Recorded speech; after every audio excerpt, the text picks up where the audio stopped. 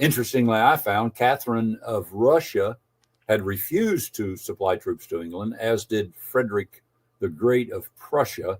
But the Germans, who were ruled at that time by princes, decided to earn some money or make some money off of their troops. Now, the term mercenary is probably a bit misleading in that, in our modern sense, a mercenary, I think, implies for most of us a soldier that hires himself out, for money. Right. But these German soldiers, mercenaries in that sense, they had no choice. They were in established armies that were ruled, as I said, by German princes. And these princes had just decided to rent their services to England. They were just doing, what they were ordered to do. And the German nobility sold these soldiers at different prices. I found that the average was a bit over 4 shillings. I don't know what that was worth in those days yet. I haven't looked that up. But they got 4 shillings for each grenadier. And interestingly, that amount would be paid again whenever one of these soldiers was killed or when 3 were wounded. They got the same amount again. So it was a fairly lucrative thing for the Germans.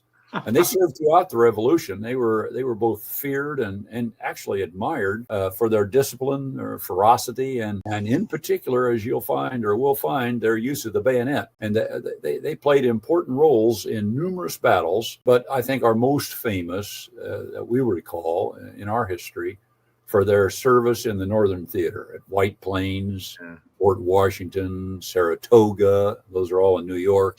And, of course, the sieges of Yorktown and Charleston, Virginia. But they were also soundly defeated at the Battle of Trenton, which we'll see later. Well, thinking back on the history that I know, that the Hessian troops were always, it seems to me, considered as really severe soldiers. I mean, really hard fighters, really outstanding soldiers, I guess. Anyway, well, they were disciplined. So they weren't really all Hessians per se, but and they were not soldiers for hire like we would normally think.